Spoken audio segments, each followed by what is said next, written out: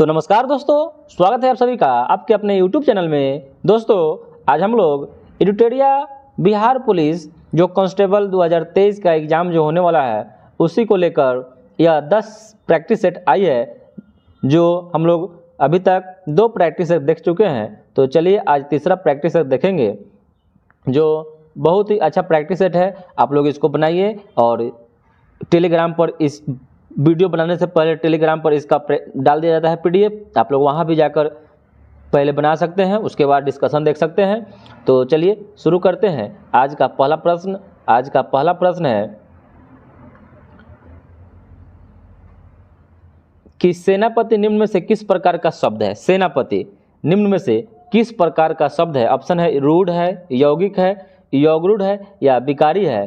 तो इसका right answer हो जाएगा सेनापति यौगिक शब्द है। यौगिक शब्द कैसे है? तो यौगिक शब्द उसे कहते हैं कि वे शब्द जिनमें रूढ़ शब्द के अतिरिक्त एक शब्दांश या उपसर्ग या प्रत्यय या अन्य रूढ़ शब्द अवश्य होता है। जैसे नमकीन है तो नमक रूढ़ शब्द है और इन उसमें क्या है, प्रत्यय है। वैसे ही सेनापति है यहाँ पर, तो सेना रूढ़ शब्द है और पति भी आपका रूढ़ ही शब्द है। 2 इसमें रूढ़ शब्द हो गया है, तो इसमें राइट आंसर आपका हो जाएगा यौगिक है। सेनापति कैसा शब्द है? यौगिक है। अगला प्रश्न है कि उषा पंखा किस प्रकार की संज्ञा है। उषा पंखा, देखिए अब यहाँ नाम आ गया है, ठीक है। नाम पर किसी प्रकार की पंखा है तो क्या हो जाएगा, यहाँ पर ये नहीं होगा कि उषा नाम है, यहाँ पर उषा नाम पंखा है, उषा पंखा है, तो यहाँ व्यक्तिवाचक संज्ञा हो जाएगा। क्या हो जाएगा? व्यक्तिवाचक संज्ञा हो जाएगा। किसी भी विशेष व्यक्ति, वस्तु या स्थान के नाम का बोध कराने वाली संज्ञा ही व्यक्तिवाचक संज्ञा कहलाती है। जैसे व्यक्ति का नाम है राम है, मोहन है, राधा है, वस्तु का नाम है उषा, पंखा है, ग्रंथ का नाम हो जाएगा, देश का नाम हो जाएगा। ये सब क्या हो जाएगा? व्यक्तिवाचक संज्ञा हो जाएगा, ठीक है।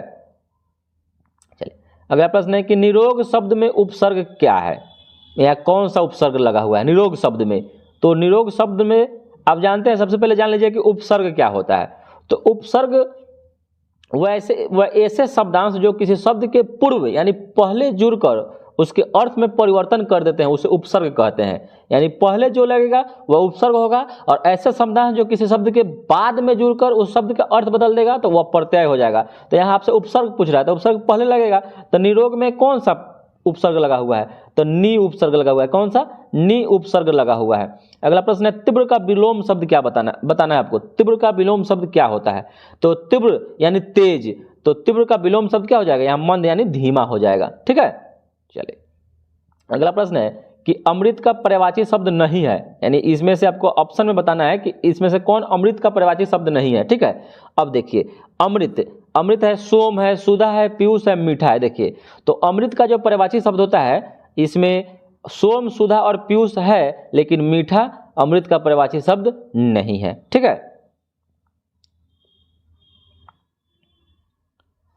चलिए अगला प्रश्न, निम्नलिखित विकल्पों में से शुद्ध रूप का चुनाव आपको करना है। अब देखिए इसमें से आपको दे दिया है दर्पण। अब इसमें से दर्पण का जो आपको, या इंग्लिश में इसको भी कह सकते हैं कि इसमें स्पेलिंग या इसका जो कैसे लिखा जाता है उसी को आपको बताना है। तो देखिए दर्पण इसमें से कौन आंसर हो जाएगा? तो राइट आंसर इसका डी ऑप्शन हो जाएगा, दर्पण ऐसे लिखाता है।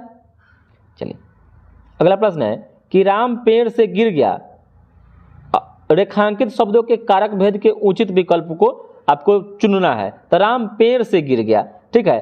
अब देखिए इसमें से कार्ता ने करण से यहां भी लगता है, लेकिन जहां अलगाव का बोध होता है वहां अपादान कारक होता है, ठीक है। तो राम पेड़ से गिर गया, वहां अलग हो रहा है, तो यहाँ राइट आंसर हो जाएगा अपादान, ठीक है। अपादान कारक होगा, ठीक है। अपादान कारक का विभक्ति चिन्ह से होता है, और से चिन्ह का कारण कारक भी होता है, कारक का भी होता है, करण कारक का भी होता है, लेकिन वहां इसका मतलब साधन से होता है। अपादान कारक से का मतलब किसी चीज से अलग होने से होता है। जैसे पेड़ से गिर गया, तो यहाँ का राम पेड़ से गिर गया है, अलग हो गया। अगला प्रश्न है कि निम्न से कौन युग्म जो है ना गलत आपको है, इसमें से चुनना है। गाड़ी, गाड़ियां, वाहन, वाहने, घोड़ा, घोड़े, वस्तु, वस्तुएं। अब देखिए वाहन, वाहने कहीं सुने हैं? नहीं, तो यहाँ इसका राइट आंसर इसमें से आपका सी हो जाएगा। यही आपका युग्म जो दिया है गलत है। भाई बहन होता है, बहने बहने नहीं होता है, ठीक है। अब गाड़ी, गाड़ियां या इसका बहुवचन होता है, ठीक है, इसमें दिया हुआ है। वस्तु, वस्तुएं, घोड़ा, घोड़े। चलिए अगला प्रश्न देख लेते हैं। अगला प्रश्न है कि स्वर संधि कितने प्रकार का होते हैं? स्वर संधि कितने प्रकार के होते हैं? अब देखिए, स्वर जो संधि होते हैं, दो स्वरों के मेल से होने वाले विकार को स्वर संधि कहते हैं। यह 5 प्रकार के होते हैं। कितने प्रकार के? 5 प्रकार के। दीर्घ, गुण, वृद्धि, यन तथा अवादी संधि होते हैं। तो याद रखिएगा कौन कौन? दीर्घ संधि, गुण संधि, वृद्धि संधि, यन संधि और अवादी संधि। अगला प्रश्न है कि जो दूसरों का उपकार माने, जो दूसरों का उपकार माने उसे क्या कहते हैं? तो जो दूसरों का उपकार मानता है उसे कृतज्ञ कहते हैं। क्या कहते हैं? कृतज्ञ कहते हैं, कृतज्ञ। ऑप्शन नंबर ए सही हो जाएगा। चलिए अब देख लेते हैं। अब आएगा इंग्लिश का प्रश्न। करे कि which one of the following is the correct sentence. आपको इसमें से करेक्ट सेंटेंस बताना है, ठीक है। तो इसका जो ऑप्शन नंबर बी हो जाएगा, he does not know how to write, वह लिखना नहीं जानता है, ठीक है। तो यही आपका सही हो जाएगा, ठीक है। He does not know how to right.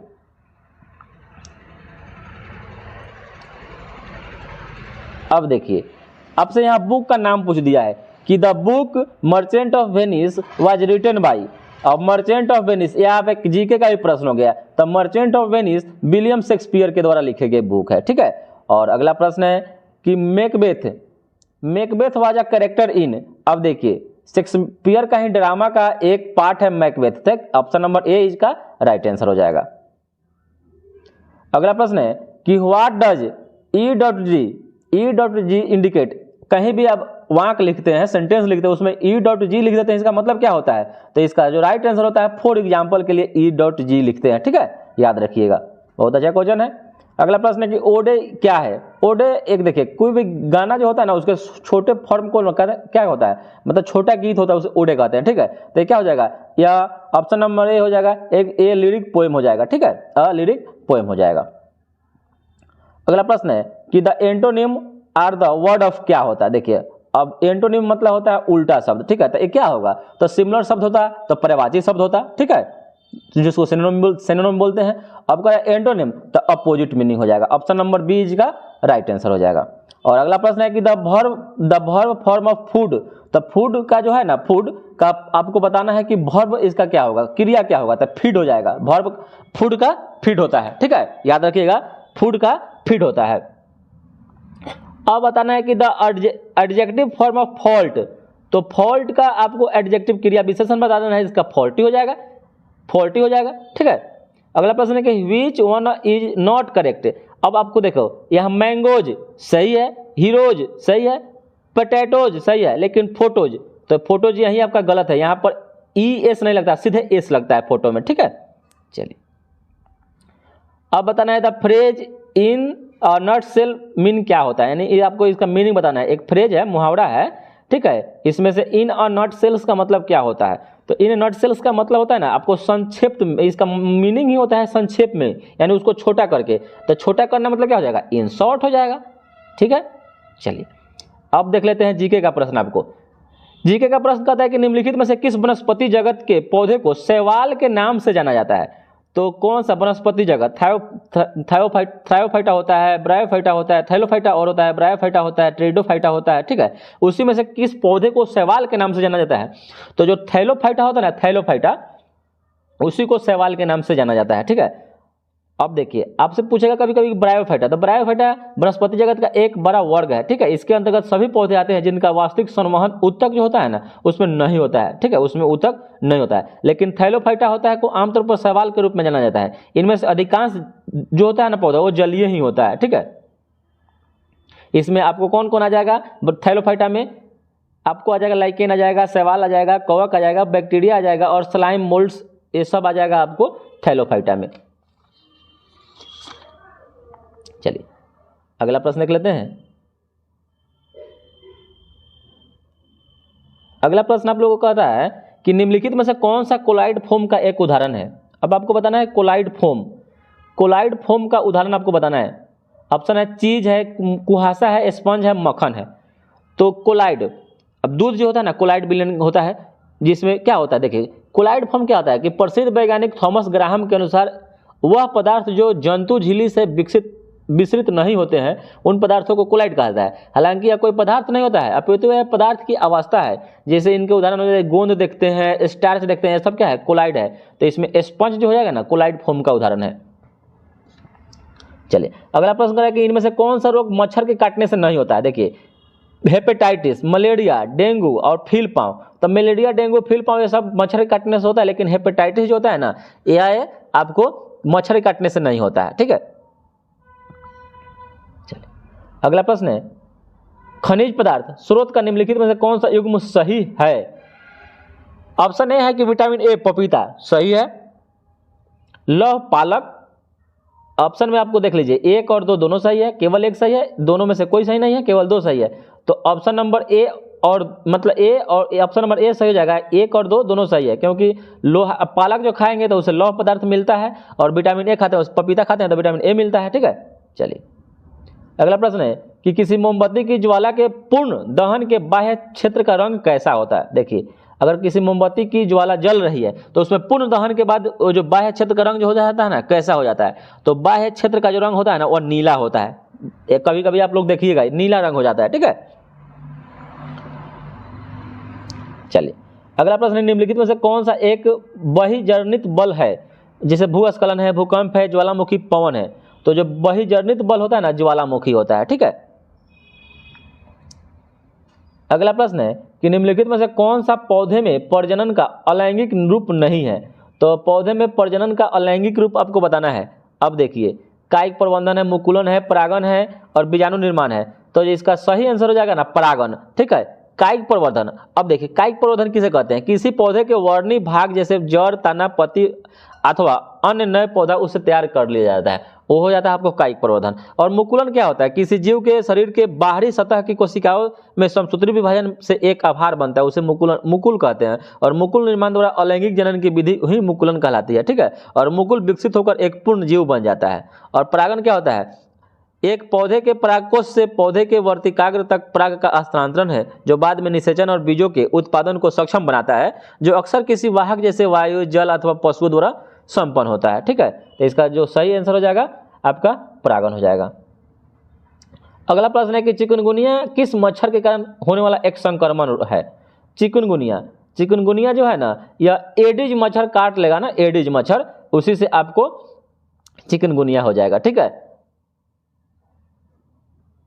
Culex मच्छर ही है। ठीक है, एनाफ्लीज मच्छर ही है, एडिज मच्छर है, इससे आपको डेंगू बुखार भी हो जाएगा, चिकनगुनिया हो जाएगा, जीका बुखार हो जाएगा, पीला बुखार, ये सब एडिज मच्छर से ही हो जाता है। इसका पूरा नाम होता है एडिज एजिप्टी मच्छर। अगला प्रश्न है कि किसान अपने वाहन में पक्ष दृश्य दर्पण का प्रयोग करना चाहता है, इसके लिए उसे किस प्रकार के दर्पण चुनना चाहिए। अब देखिए आप पढ़े हैं, मैट्रिक में भी यह क्वेश्चन पूछा है और बिहार पुलिस अब मैट्रिक के आधार पर ही हो गया है। तो आपको पक्ष मतलब पीछे के वस्तु को देखने के लिए उत्तल दर्पण का प्रयोग करना चाहिए। इसका ऑप्शन नंबर डी हो जाएगा, सही हो जाएगा। जो साइड मिरर के रूप में उत्तल दर्पण का प्रयोग करते हैं, साइड मिरर। ठीक है, अगला प्रश्न है कि निम्नलिखित में से कौन सा एक जीवाणु जनित रोग है। ऑप्शन है कुष्ठ है, इबोला है, मलेरिया है, जलांतक है।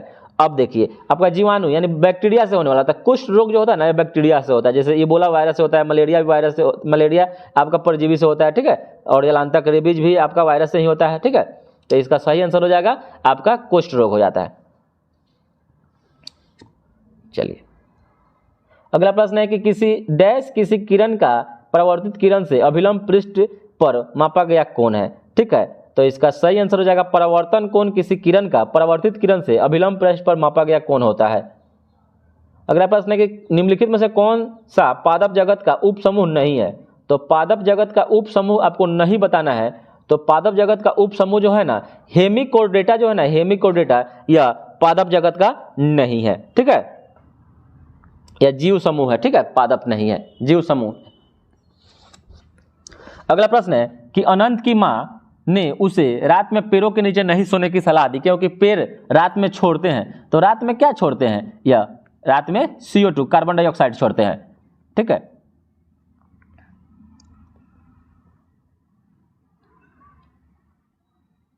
अगला प्रश्न है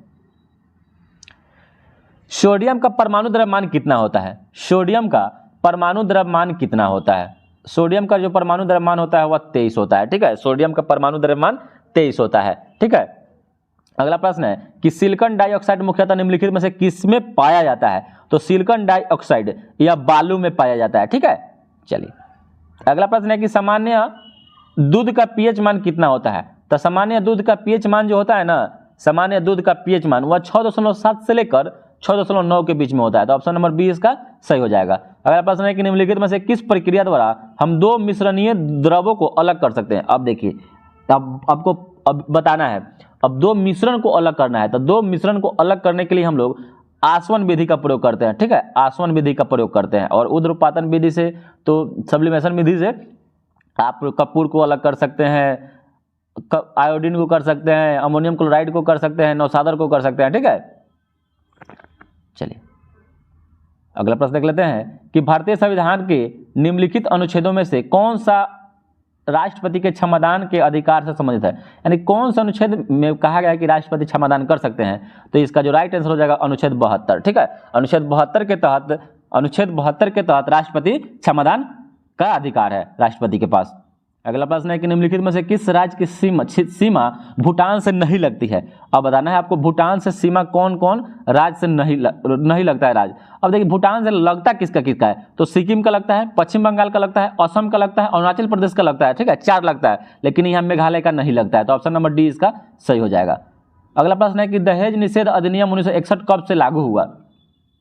दहेज निषेध अधिनियम संयुक्त अधिवेशन सबसे पहले इसी के लिए बैठक हुआ था। ठीक है, दहेज निषेध अधिनियम 1961 कब से लागू हुआ? तो यह लागू हुआ था 1 जुलाई 1961 से। 1 जुलाई 1961 से दहेज निषेध अधिनियम लागू हुआ। अगला प्रश्न है कि भारत के महान्यवादी को कौन हटा सकता है? तो भारत के महान्यवादी को चुनते भी राष्ट्रपति है और हटा भी सकते हैं राष्ट्रपति। ठीक है, और यह महान्यवादी अनुच्छेद 76 के तहत भारत में, मतलब भारत के संविधान या भारत में क्या होते हैं, नियुक्त होते हैं। ठीक है, चलिए अगला प्रश्न है कि बिहार में कुल कितने प्रमंडल है? तो बिहार में जो प्रमंडल है ना, बिहार में प्रमंडलों की संख्या 9 है। ठीक है, बिहार में प्रमंडलों की संख्या 9 है। प्रशासनिक दृष्टिकोण से बिहार को 9 प्रमंडल में और 38 जिला में बांटा गया है। ठीक है, और बिहार द्विसदनीय विधानसभा में सीटों की संख्या 243 है और विधान परिषद की संख्या 75, विधान परिषद की सीटों की संख्या 75 है। जबकि राज्यसभा सीटों की संख्या 16 है और लोकसभा सीटों की संख्या 40 है। सब याद रखिएगा। ठीक है, विधान परिषद, राज्यसभा, लोकसभा। चलिए अगला प्रश्न है कि भारत में प्रथम सत्याग्रह गांधी जी ने कहां से शुरू किया था?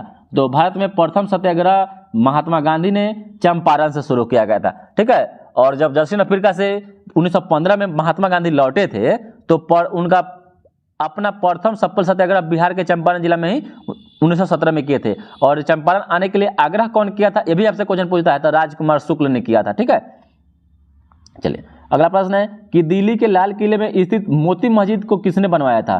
तो दिल्ली के लाल किले में स्थित जो मोती मस्जिद है उसको किसने बनवाया था? तो दिल्ली के लाल किले में बहुत इंपॉर्टेंट क्वेश्चन है, औरंगजेब ने बनवाया था। ठीक है, किसने? औरंगजेब ने। जबकि आगरा में जो लाल किला है, उसमें स्थित मोती मस्जिद है, उसका निर्माण शाहजहां ने करवाया था। कौन ने? शाहजहां ने। ये दो आप दोनों में कंफ्यूज नहीं होइएगा। जो दिल्ली में जो लाल किला है और लाल किला में स्थित मोती मस्जिद है उसको औरंगजेब ने बनवाया, और आगरा में जो लाल किला है उसमें स्थित मोती मस्जिद है उसको शाहजहां ने बनवाया। एक है जातक, पवित्र ग्रंथ है, किसका? तो जातक पवित्र ग्रंथ बौद्धों का है। ठीक है, जातक पवित्र ग्रंथ बौद्धों का है। ठीक है, अगला प्रश्न देख लेते हैं। अगला प्रश्न कह रहा है कि संयुक्त राष्ट्र संघ दिवस कब मनाया जाता है? तो संयुक्त राष्ट्र संघ दिवस जो मनाया जाता है यह 24 अक्टूबर को मनाया जाता है और इसका स्थापना 24 अक्टूबर 1945 को हुआ था। कब हुआ था? 24 अक्टूबर 1945 को संयुक्त राष्ट्र संघ का स्थापना हुआ था।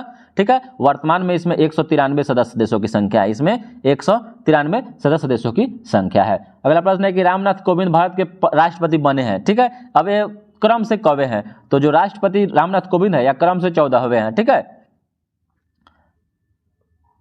रामनाथ कोविंद भारत के राष्ट्रपति रामनाथ कोविंद। ठीक है, अब देखिए रामनाथ कोविंद भारत के 14वें राष्ट्रपति हैं। वर्तमान में द्रौपदी मुर्मू भारत के 15वें राष्ट्रपति बनी है। श्रीमती द्रौपदी मुर्मू राष्ट्रपति बनने वाली प्रथम आदिवासी एवं दूसरी महिला है। अगला प्रश्न है कि मैरी कॉम किस खेल से जुड़ी है? अब मैरी कॉम का जो संबंध है किस खेल से है? तो यह बॉक्सिंग से है। बहुत इंपॉर्टेंट क्वेश्चन है। यह 8 बार विश्व मुक्केबाज प्रतियोगिता की विजेता रह चुकी है। ठीक है, यह बॉक्सिंग से है और यह मणिपुर राज्य से इनका संबंध है। मैरी कॉम का संबंध मणिपुर राज्य से है। ठीक है, अगला प्रश्न है कि जनजाति समूह मुंडा कहाँ रहता है? तो मुंडा जनजाति या झारखंड में रहता है? मुंडा जनजाति झारखंड में रहता है। अब देखिए मुख्यतः झारखंड। अब आपसे कहे कि और कहाँ का रहता था? पश्चिम बंगाल में भी रहता है, छत्तीसगढ़ में भी रहता है, त्रिपुरा में भी रहता है, उड़ीसा में भी निवास करता है। ठीक है, और इस जनजाति का प्रमुख जो त्यौहार होता है ना वह सरहुल होता है, जो फूलों का त्यौहार ये लोग बनाते हैं। अब देखिए टोडा जनजाति बहुत क्वेश्चन पूछता है आपसे, टोडा जनजाति कहाँ निवास करता है? तो नीलगिरी पर्वत पर निवास करता है। और टोडा तथा जौनसारी जनजाति बहुपति विवाह की प्रथा को मनाती है। ठीक है, बहुपति मतलब एक से ज्यादा पति। अगला प्रश्न है कि पानीपत का तृतीय युद्ध किसके बीच में लड़ा गया था? पानीपत का, तो पानीपत का जो तृतीय युद्ध हुआ था यह अफगान एवं मराठा के बीच में हुआ था। ठीक है, अफगान एवं मराठा के बीच में 1761 ईस्वी में। अब अफगान और मराठा में कौन कौन था? तो सदाशिवराव भाऊ के नेतृत्व में मराठा सेना और अहमद शाह अब्दाली के नेतृत्व में अफगान सेना के बीच में यह युद्ध हुआ था, जिसमें मराठा सेना हार गया था। और अब आपसे क्वेश्चन पूछ जाएगा कि पानीपत का प्रथम युद्ध कब हुआ था? तो पानीपत का प्रथम युद्ध 21 अप्रैल 1526 ईस्वी को हुआ था। ठीक है, और द्वितीय युद्ध 1556 ईस्वी में हुआ था। अगला प्रश्न है कि भारतीय संविधान के अनुसार मानव का दुर्व्यापार और बाल श्रम निषेध है, यह कौन से अनुच्छेद में वर्णित है? ठीक है, तो बाल श्रम निषेध अनुच्छेद 23 में मतलब निषेध है या वर्णित है। ठीक है, और अनुच्छेद 24 में क्या है कि कारखानों में बालकों के नियोजन का प्रतिषेध है। अब आपसे क्वेश्चन है कि हरिप्रसाद चौरसिया का संबंध किस वाद्य यंत्र से बता दीजिए? तो हरिप्रसाद चौरसिया जो है ना, इनका संबंध बांसुरी से था। ठीक है, हरिप्रसाद चौरसिया का संबंध बांसुरी से था। ठीक है, अब देखिए आपसे कभी कभी आपसे क्वेश्चन पूछेगा तबला से संबंधित व्यक्ति पूछेगा, तो जाकिर हुसैन, अल्लाह रखा खां, ये सब तबला बजाते थे। सरोद अमजद अली खां, ये आपसे क्वेश्चन पूछेगा ही पूछेगा। शहनाई बिस्मिल्लाह खां भारत रत्न से सम्मानित है, 2001 में उनको भारत रत्न दिया गया था। ठीक है, चलिए अगला प्रश्न है कि भारत के सर्वोच्च न्यायालय के न्यायाधीश की सेवानिवृत्ति यानी वो रिटायरमेंट कब होंगे? सेवानिवृत्ति का मतलब यह होता है, तो उनका रिटायरमेंट जो होगा ना वह 65 वर्ष में होगा। ठीक है, भारत के सर्वोच्च न्यायालय का सेवानिवृत्ति 65 वर्ष। इससे पहले या तो वह त्यागपत्र देकर छोड़ सकते हैं या राष्ट्रपति द्वारा संसद में प्रस्ताव पर पद से अलग किया जा सकता है। ठीक है, अगला प्रश्न है कि हमारे राष्ट्रीय प्रतीक अशोक चक्र में कितने आरे यानी तिलियां हैं? तो हमारे राष्ट्रीय प्रतीक अशोक चक्र में जो तिलियों की संख्या है वह 24 है। ठीक है, और इनकी जो अशोक चक्र और इनकी जो लंबाई चौड़ाई और लंबाई का अनुपात जो है ना, चौड़ाई और लंबाई का अनुपात 2:3 है। यहीं लंबाई और चौड़ाई कहेगा तो 3:2 हो जाएगा। ठीक है, अगला प्रश्न है कि हाटक निम्न में से किस महाजनपद की राजधानी थी? हाटक, तो हाटक जो थी ना यह कंबोज महाजनपद की राजधानी हाटक थी। ठीक है, यह गांधार का एक पड़ोसी राज्य था। ठीक है, और महाजनपद जो होता है ना 16 जो महाजनपद है जिसका जो हम लोग को जानकारी अंगुत्तर निकाय से मिलता है, और एक और पुस्तक है भगवती सूत्र उससे भी मिलता है। अगला प्रश्न है कि संविधान के किस अनुच्छेद के अंतर्गत राष्ट्रपति किसी मामले में सर्वोच्च न्यायालय की सलाह ले सकता है? राष्ट्रपति किसी मामले में सर्वोच्च न्यायालय की सलाह ले सकता है, तो यह अनुच्छेद 143। ठीक है, 143 143 अनुच्छेद के तहत किसी भी मामले में राष्ट्रपति सर्वोच्च न्यायालय की सलाह ले सकता है। ठीक है, अगला प्रश्न है कि वन रिपोर्ट 2019 के अनुसार देश में सर्वाधिक वन क्षेत्र किस राज्य में है?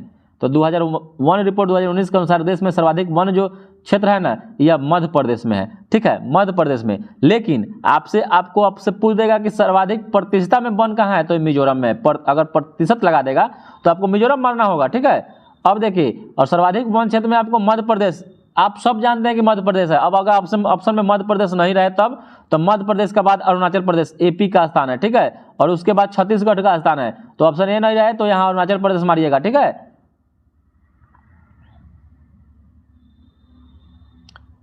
अगला प्रश्न है कि संयुक्त राष्ट्र शरणार्थी उच्चायोग यूएनएचसीआर का मुख्यालय कहाँ है? तो यूएनएचसीआर का जो मुख्यालय है आपका यह जिनेवा में है। कहाँ है? जिनेवा। और जिनेवा कहाँ है?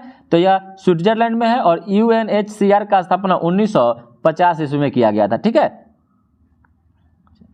अगला प्रश्न देख लेते हैं कि अकबर ने अपनी राजधानी को आगरा से फतेहपुर सीकरी किस वर्ष ट्रांसफर किया? तो अकबर ने अपनी राजधानी आगरा से फतेहपुर सीकरी तो कब किया था? तो यह किया था 1571 ईस्वी में। ठीक है, अब देखिए, और अकबर कुछ काम के अकॉर्डिंग टू ऑप्शन ए में देख लेते हैं। 1562 में क्या किया अकबर ने? तो 1562 में अकबर ने दास प्रथा का अंत कर दिया।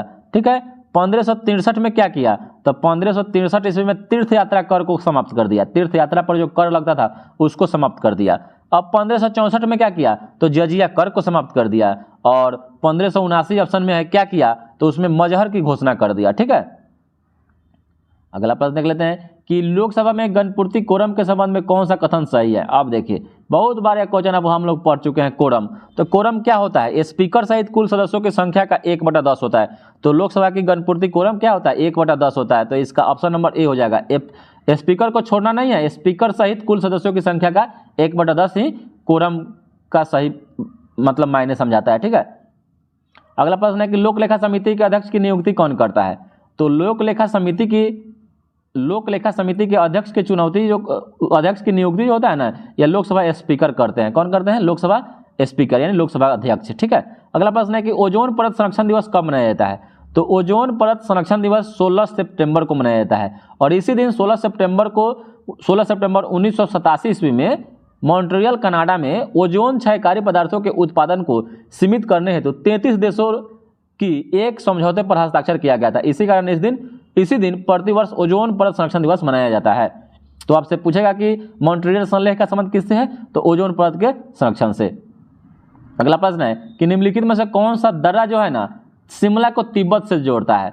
तो शिमला को तिब्बत से कौन सा दर्रा जोड़ेगा, तो शिमला को तिब्बत से सिपकिला दर्रा जोड़ता है। सिपकिला जो दर्रा है तिब्बत मतलब शिमला को तिब्बत से जोड़ देता है, या तिब्बत को कहीं शिमला से जोड़ देता है। नाथुला दर्रा, अब नाथुला दर्रा जो है ना यह चीन से रिलेटेड है, मतलब चीन के बॉर्डर पर, तो यह भारत को चीन से जोड़ेगा। अब बुर्जिल है तो गिलगिट को श्रीनगर से जोड़ता है। बनिहाल है तो श्रीनगर को जम्मू कश्मीर से जोड़ता है। अगला प्रश्न है कि संविधान सभा की अंतिम बैठक कब हुई थी। तो संविधान सभा की जो अंतिम बैठक हुई थी ना, यह 24 जनवरी 1950 ईस्वी को हुई थी, और उसी दिन संविधान सभा के द्वारा डॉक्टर राजेंद्र प्रसाद को भारत का प्रथम राष्ट्रपति चुना गया था। और भारत का संविधान पूरी तरह से कब लागू हुआ, तो लागू हुआ था 26 जनवरी 1950 को। इसी दिन संविधान लागू हुआ, संविधान जो लागू हुआ पूर्ण रूप से इसी दिन लागू हुआ था। ठीक है, अगला प्रश्न है कि किस वर्ष गोवा भारत संघ का राज्य बना था। तो गोवा जो भारत का राज्य बना था ना, यह 1987 ईस्वी में राज्य बना, और यह भारत का 25वां राज्य बना था। ठीक है, 25वां राज्य बना था गोवा, भारत का 25वां राज्य बना था। ठीक है, अगला प्रश्न है कि भारत में पिछड़ा वर्ग को परिभाषित करने, सूची बनाने और उसकी समस्या को जानने के लिए एक आयोग बनाने से संबंधित प्रावधान भारतीय संविधान के किस अनुच्छेद में है। तो पिछड़ा वर्ग को परिभाषित करने के लिए, उसको सूची बनाने के लिए, उसकी समस्या को जानने के लिए एक आयोग बनाने से संबंधित प्रावधान भारतीय संविधान के अनुच्छेद में जो है ना, ये आपका अनुच्छेद 340 में है। ठीक है, अनुच्छेद 340 में है। वही बीपी कमीशन, मंडल कमीशन, जिसका गठन किया गया था 1978 से 80 में। अगला प्रश्न है कि सर्वोच्च न्यायालय ने 27% आरक्षण की घोषणा को कब वैध माना। तो सर्वोच्च न्यायालय ने 27% जो ओबीसी को आरक्षण मिलता है, इसको कब वैध माना, तो यह माना था 1992 ईस्वी में। ठीक है, 1992 में इसका संबंध इंदिरा साहनी बनाम भारत संघ से है। ठीक है, और सर्वोच्च न्यायालय के अनुसार 50% से अधिक आरक्षण नहीं दिया जा सकता है। सर्वोच्च न्यायालय कहा कि किसी भी मतलब समुदाय को 50% से अधिक नहीं दिया जाता है। उसी में ओबीसी को 27% दिया, एससी को 15%, एसटी को 7.5% आरक्षण दिया जाता है। और 2019 में लोकसभा के संविधान संशोधन बिल लाकर सवर्णों को भी 10%, ईडब्ल्यूएस जिसको 10% आरक्षण देने की व्यवस्था की गई। और यह जाति के आधार पर नहीं, यह आर्थिक आधार पर दिया जाएगा। ठीक है, और 16 नवंबर 1992 को सुप्रीम कोर्ट की 9 न्यायाधीशों की संवैधानिक पीठ ने 27% ओबीसी आरक्षण को लागू किया था। अगला प्रश्न है कि निम्नलिखित में से किसने ब्रिटिश युग की केंद्रीय लेजिस्लेटिव असेंबली तथा स्वतंत्र भारत की संसद में अध्यक्ष का पद संभाला था। निम्न में से किसने ब्रिटिश युग की केंद्रीय लेजिस्लेटिव असेंबली और स्वतंत्र भारत की संसद में अध्यक्ष का पद संभाला था। तो यह थे जीबी मौलंकर। ठीक है, गणेश वासुदेव मौलंकर। और भारत जब स्वतंत्र हुआ तो उसके बाद यह प्रथम लोकसभा के अध्यक्ष के रूप में भी चुने गए थे। ठीक है, चलिए अगला प्रश्न देख लेते हैं कि डॉक्टर राजेंद्र प्रसाद को 9 अगस्त 1942 ईस्वी को जब भारत छोड़ो आंदोलन जब शुरू किया गया था 8 अगस्त से, तो 9 अगस्त को गिरफ्तार करके डॉक्टर राजेंद्र प्रसाद को कहाँ भेज दिया गया, तो इनको भेज दिया गया था बांकीपुर जेल में। ठीक है, बांकीपुर जेल में 9 अगस्त 1942 को गांधी जी तथा अन्य सभी प्रमुख कांग्रेसी नेताओं को बंदी बना लिया गया, और गांधी जी तथा सरोजिनी नायडू को पूना के आगा खां जेल में के महल में नजरबंद रखा गया। और कांग्रेस कार्य समिति के सदस्य जैसे नेहरू थे, मौलाना आजाद थे, गोविंद वल्लभ पंत थे, डॉक्टर प्रफुल्ल चंद्र घोष थे, पटाभी सीतारमैया थे, डॉक्टर सैयद महमूद थे, आचार्य कृपलानी को अहमदनगर के किला में रख दिया गया। और कांग्रेस कार्य समिति के सदस्य जैसे डॉक्टर राजेंद्र प्रसाद बम्बई नहीं आए थे तो उन्हें पटना में गिरफ्तार करके बांकीपुर जेल में नजरबंद कर दिया गया था। और भारत छोड़ो का नारा किसने दिया था? तो भारत छोड़ो का नारा यूसुफ अली, मेहर यूसुफ अली के द्वारा दिया गया था, किंतु प्रसिद्धि महात्मा गांधी के द्वारा मिली। और इन्होंने 1928 में साइमन गो बैक का भी नारा दिया था। अगला प्रश्न है कि किस राज्य की पुलिस ने तीर्थ व पर्यटन स्थलों पर स्वच्छता बनाए रखने के लिए ऑपरेशन मर्यादा शुरू किया है? तो ऑपरेशन मर्यादा शुरू करने वाला किस राज्य का पुलिस है? तो यह है उत्तराखंड का। ठीक है। अगला प्रश्न है कि 5 मई को नीरज चोपड़ा ने 88.67 मीटर दूर भाला फेंककर डैश में आयोजित डायमंड लीग का खिताब अपने नाम कर लिया है। तो यह कहाँ हो रहा था? तो यह दोहा में हो रहा था। कहाँ? दोहा में। ठीक है, दोहा में। जेवलिन थ्रो से संबंधित है। अगला प्रश्न है कि अंतर्राष्ट्रीय गैर लाभकारी संगठन रिपोर्ट्स विदाउट बॉर्डर्स द्वारा जारी विश्व प्रेस स्वतंत्रता सूचकांक 2023 में भारत की रैंकिंग कौन सी है? ठीक है, अब आपसे 2 क्वेश्चन इसमें हो गया। विश्व प्रेस स्वतंत्रता सूचकांक जो है यह जारी कौन करता है? तो यह जारी करता है विदाउट बॉर्डर्स। और इसमें भारत की सूची कौन सा है? तो 161वां है। ठीक है, इसमें 161वां इसका रैंकिंग आया है भारत का। अगला प्रश्न है कि रूस के यान नेपोमनी याताची को हराकर डिंग रिलेन किस देश के प्रथम पुरुष विश्व शतरंज चैंपियनशिप बन गए हैं? यान नेपोमनियाची, याद रखिएगा, यान नेपोमनियाची को हराकर डिंग रिलेन किस देश के प्रथम विश्व शतरंज चैंपियन बन गए हैं? तो यह बन गए हैं चीन के। ठीक है, रूस के थे यान नेपोमनियाची और लिंग रिलेन चीन के प्रथम विश्व शतरंज चैंपियन बन गए हैं। ठीक है। अगला प्रश्न है कि प्रथम आसियान इंडिया मैरीटाइम एक्सरसाइज की मेजबानी किस देश के द्वारा की गई? देखिए, ASEAN India maritime exercise AIME 2023 की मेजबानी किस देश के द्वारा किया गया? तो यह किया गया सिंगापुर के द्वारा। किसके द्वारा? सिंगापुर के द्वारा। ठीक है। अगला प्रश्न है कि भारत ने चक्रवात मोचा से प्रभावित किस देश में लोगों को मानवीय सहायता प्रदान करने के लिए ऑपरेशन करुणा शुरू किया था या किया है? तो यह किया है म्यांमार। ठीक है, म्यांमार में भारत ने चक्रवात मोचा से प्रभावित म्यांमार लोगों को मानवीय सहायता प्रदान करने के लिए ऑपरेशन करुणा शुरू किया है। और एक प्रश्न है कि हाल ही में किस राज्य के मिर्चा चावल को GI टैग दिया गया है? तो अब मिर्चा चावल को GI टैग किसको दिया गया है? तो ये मिर्चा चावल बिहार से संबंधित है। ठीक है।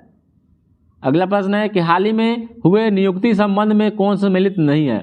अब एक तरफ व्यक्ति है, एक तरफ संवेदित क्षेत्र है। अब देखिए, सुमेलित है, सही मतलब सही है। अब है अनंत महेश्वरी नासोचैम के अध्यक्ष बने हैं, तो यह सही है। मोहम्मद शहाबुद्दीन बांग्लादेश के राष्ट्रपति हैं। और सेंटियागो पेना या पराग्वे के राष्ट्रपति बने हैं, तो नैस्कॉम के अध्यक्ष बने हैं अनंत महेश्वरी। मोहम्मद शहाबुद्दीन या बांग्लादेश के राष्ट्रपति बने हैं और सेंटियागो पेना या पराग्वे के राष्ट्रपति बने हैं। इस बुक में सभी सही है।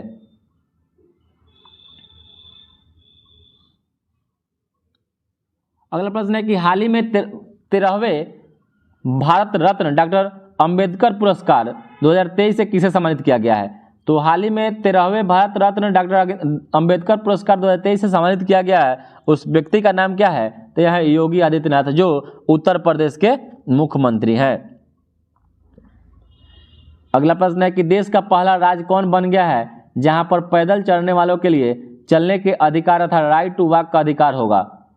तो राइट टू वॉक का अधिकार या कौन राज्य बन गया है? तो यह पंजाब है। ठीक है,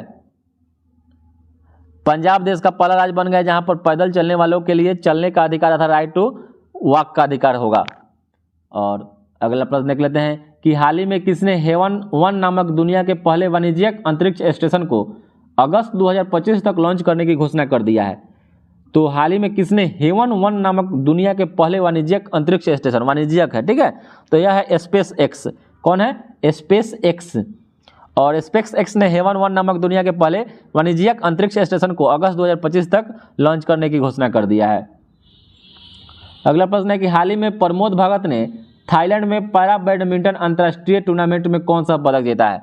तो प्रमोद भगत थाईलैंड में पैरा बैडमिंटन अंतर्राष्ट्रीय टूर्नामेंट में स्वर्ण पदक जीते हैं। कौन? स्वर्ण पदक। अब देखिए 3 अलग अलग मोबाइल है। अब मैथ्स और रीजनिंग का क्वेश्चन आ जाएगा आपको। तो 3 अलग अलग मोबाइल पर स्टॉप वॉच में अलार्म सेट किया जाता है जो क्रमशः 15 सेकेंड 20 सेकेंड और 25 सेकेंड के बाद बजती है। यदि वह 9:25 पर एक साथ बजे तो फिर एक साथ कब बजेगा? अब देखिए, अब 15, 20 और 25 का एलसीएम निकाल लीजिए, ठीक है। और एलसीएम निकाल लीजिएगा तो 15, 20 और 25 का एलसीएम 300 सेकेंड आएगा। 300 सेकेंड का मतलब क्या होता है? 5 मिनट। और 5 मिनट का मतलब क्या होगा? 9:25 में एक साथ बजता है तो 9:30 में एक साथ और बजेगा फिर बाद में 9:30। ऑप्शन नंबर सी सही, ऑप्शन नंबर ए हो जाएगा सही। अब अगला प्रश्न है 84, √12 + √12 + √12 डॉट डॉट डॉट। अब देखिए ऐसा क्वेश्चन आपको बनाना नहीं है। अगर प्लस रहेगा तो क्या करिएगा? 12 को तोड़ दीजिएगा तो लगातार संख्या से, तो 3 × 4 तोड़िएगा 12, यही ना आएगा। तो जब प्लस वाला रहेगा तो 12 वाला आंसर ले लीजिएगा तो 4 इसका सही हो जाएगा। और इसी में माइनस रहता तो 3 हो जाता है आंसर। बस सीधे ऐसा क्वेश्चन कोई भी मिले लगातार संख्या से उसका गुणनखंड निकाल लीजिएगा और गुणनखंड निकाल कर और उसमें जो प्लस रहेगा तो प्लस वाला आंसर 12 वाला आंसर ले लीजिएगा, माइनस रहेगा तो छोटा वाला आंसर ले लीजिएगा। अगला प्रश्न है कि किसी शहर की जनसंख्या में 10% जनसंख्या जो है ना 10% बढ़ती है परंतु प्रव्रजन के कारण वर्ष में 2% घट जाती है, तो वह 2 वर्षों के बाद वृद्धि इसका कितना होगा? आप देखिए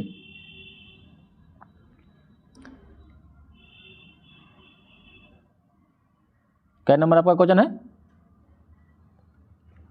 10% बढ़ती है परंतु प्रव्रजन के कारण 2% घट जाती है, तो 2 वर्षों के बाद इसका कितना होगा? तो आप कैसे निकालिएगा इसको? तो इसको आपको अकॉर्डिंग टू ऑप्शन इसमें बनाना पड़ेगा। तो इसका 16.20 आएगा, ठीक है। तो इसको बना दिया जाएगा टेलीग्राम पर, आप लोग देख लीजिएगा। ऑप्शन नंबर इसका सी सही हो जाएगा, ठीक है। जो आपको यहाँ बोलने लायक है इसको बना देंगे, नहीं तो टेलीग्राम पर डाल दीजिएगा, आप लोग टेलीग्राम पर देख सकते हैं। अगला प्रश्न है कि किसी वर्ग में विद्यार्थियों का प्राप्तांक इतना दिया हुआ है तो इसकी माध्यिका क्या होगी? अब देखिए, अब इसको पहले माध्यिका निकालने के लिए सबसे पहले आरोही क्रम में सजा लीजिए। तो सबसे पहले छोट जोन होगा 23 आ जाएगा, 23 आ जाएगा, 45 आ जाएगा, 51 आ जाएगा, 55 आ जाएगा, 63, 65, 81। अब इसमें कुल आपको टोटल संख्या कितना है? तो n आपको 7 आ गया, ठीक है। तो माध्यिका क्या होता है? n + 1/2, तो क्या हो जाएगा? 7 × 8/2, यानी चौथा पद अब सजाए हुए हैं तो इसमें कौन आ जाएगा? 55, चौथा 55 आ जाएगा सही। ऑप्शन नंबर ए हो जाएगा। अब कह रहा है कि एक बकरी और एक कुत्ता प्रत्येक को 15,000 रुपये में बेचा गया। बकरी को 20% हानि है तो कुत्ता को 20% लाभ पर बेचा गया। पूरे लेन देन में क्या परिणाम हुआ? अब देखिए, प्रत्येक को 15,000 में बेचा गया, कुत्ता को भी 15,000, बकरी को भी 15, तो आपका टोटल एसपी हो गया 30,000। 30,000 हो गया, ठीक है। अब देखिए 1% 20, बकरी को 20% के हानि पर बेचा गया है तो आपका 15,080 है, तो इसका क्रय मूल्य निकाल लीजिए 100 कितना, तो ये आ जाएगा आपका 18,750, ठीक है। और एक आपका 15,000 का 20% लाभ पर, तो एक 15,000 आपका 120 है तो 100 कितना, ये आ जाएगा 12,500। टोटल आ जाएगा 31,250, अगर जोड़िएगा तो 18, 12, 30, 31,000 आपका 250 रुपया। अब इसे 30,000 देख लीजिए, आपका 1250 रुपया क्या हुआ? हानि हो गया, क्योंकि खरीदा था ज़्यादा में, बेच दिया आप कम में, ठीक है। तो यहाँ पर उस पर हानि निकाल लीजिए, या सिर्फ हानि ही पूछ रहा है तो 1250 रुपये की हानि हो जाएगा।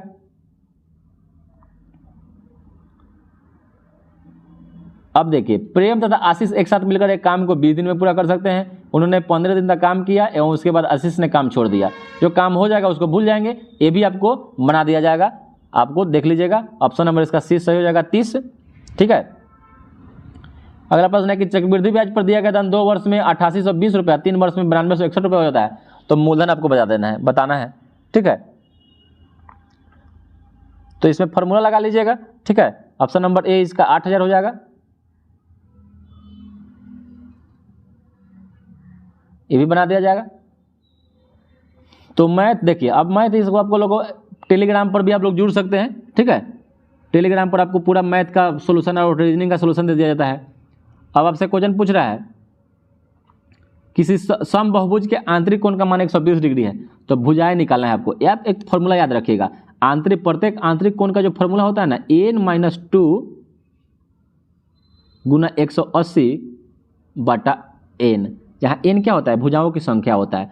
अब देखिए यहाँ पर 120 डिग्री दिया हुआ है तो n-2 बराबर यहाँ क्या कर दीजिएगा, डिग्री रहेगा, बराबर में डिग्री रहेगा, तो n-2 बराबर में n-2 इंटू 180 बटा क्या हो जाएगा, बराबर 120 डिग्री कर दीजिएगा। यहाँ जब भुजाओं की संख्या निकलेगा तो 6 आ जाएगा। ठीक है, फॉर्मूला याद रखिएगा ये। अब a प्लस बी प्लस सी बराबर 0 है तो ए क्यूज और बी क्यूज और सी क्यूज किसके बराबर होगा। अब देखिए बहुत आसान क्वेश्चन है, या 3ab के बराबर हो जाएगा। ठीक है, या फॉर्मूला होता है तो 3abc के बराबर हो जाएगा, क्योंकि ए क्यूज और बी क्यूज और सी क्यू माइनस 3abc बराबर ही होता है a plus B plus C और into A square plus B square plus C square minus A B minus B C minus C A. अब A plus B plus C का ही मान 0 हो जाएगा, तो 0 से किसी भी संख्या में गुना करते हैं तो 0 आ जाता है, तो क्या हो जाएगा, इधर माइनस में रहता है उधर जाता है 3abc हो जाता है। उन दो क्रमागत संख्याओं का गुणनफल ज्ञात कीजिए जिनमें से पहली संख्या का 4 गुना दूसरी संख्या के 3 गुने से 10 अधिक है। तो आपको संख्या बताना है, तो मान लीजिए एक संख्या x रहेगा तो दूसरी संख्या x प्लस 1 मान लीजिए। ठीक है, तो एक हो जाएगा आपका 4 गुना है तो 4x हो जाएगा, एक हो जाएगा 3 गुने से 10 अधिक है तो 3x हो जाएगा एगो, आप प्लस 3 आप प्लस 10 यानी 3x प्लस 13। ठीक है, तो यहाँ संख्या निकाल लीजिए तो x बराबर क्या आ जाएगा, आपको 13 आ जाएगा, तो एगो आपका 13 संख्या 13 14 हो गया। अब गुणनफल निकाल लीजिए तो यहाँ से कितना आ जाएगा, 13 में 14 से गुना करें 182। यदि 6 मीटर ऊंचाई का एक खंभा जमीन पर बनाता है, अब देखिए 6 मीटर एक ऊंचा खंभा है। ठीक है, ये 6 मीटर है और जमीन पर ये बनाता है 2√3 मीटर छाया बनाता है, तो सूर्य का उन्नयन को नहीं बनाना है। ठीक है, कर लीजिए। ठीक है, थीटा 2 मीटर। अब यहाँ पर क्या लगाइएगा, tan थीटा लगा दीजिए, tan थीटा लगाइएगा तो p/b हो जाता है, क्या आ जाएगा p/b, तो 6 बटा 2√3 यानी √3 का मान आ जाएगा, तो √3 किसका मान होता है, तो tan 60 का मान हो जाता है।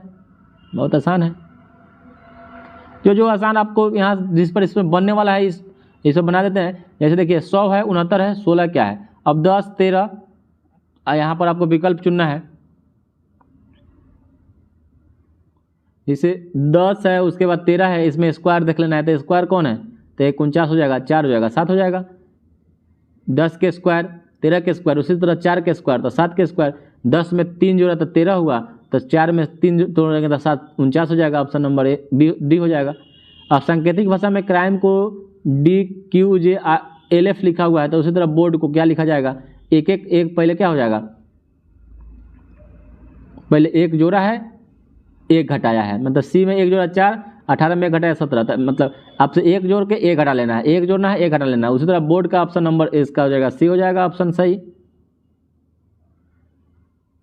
अब देखिए ऐसे प्रश्न आपको मिले ना, तो ऐसे प्रश्न में आपको क्या करना है, अब ऑप्शन नंबर जैसे एक 4 है 4 7 6 10 है।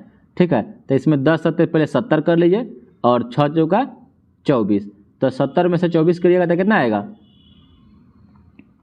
70 में से मतलब 24 घटा लेना तो 46 आ जाएगा, 46 में 2 से भाग दीजिए 23, तो W का मतलब 23 हो जाता है। ठीक है, उसी तरह 14 25 70 और 8 3 24, ये भी 46 बटा 2 23। अब इसी तरह करना 8 6 48, 48 में से 6 दूना 12 घटा लेना है आपका या 36, 36 बटा 2 18, 18 का मतलब क्या होता है R, इसका ऑप्शन नंबर सी सही हो जाएगा। अब शब्दकोश के अनुसार आपको इसमें सजाना है, कौन सा विकल्प सही दिया हुआ है। अब कंगारू है, काइट है, कर्मा है, क्रिप्टॉन है। ठीक है, तो इसमें 98 का जो हो जाएगा ना, इसमें अगर सजाइएगा तो पहले आपको कंगारू ही आएगा, दूसरा कर्मा आएगा, उसके बाद काइट आएगा, तब क्रिप्टॉन आएगा, तो ऑप्शन नंबर जो आपका ए हो जाएगा ना, यही सही हो जाएगा। एक शब्दकोश के अनुसार सजाना है। अब किसी कुट भाषा में रॉब को इतना लिखा जाता है 21 51 8, उस तरह पोएम को इतना लिखा जाता है, तो मेड को क्या लिखा जाएगा, इसी में से चुन के आपको लिख देना है। ठीक है, इसी में से चुन के आपको लिख देना है, तो ऑप्शन नंबर इसका बी सही हो जाएगा। अब देखिए दी गई आकृति में कितने त्रिभुज हैं, आपको आप लोगों के लिए सवाल रहा है कि त्रिभुज की संख्या आप लोगों को इसमें बताना है। ठीक है, तो इसमें जो आप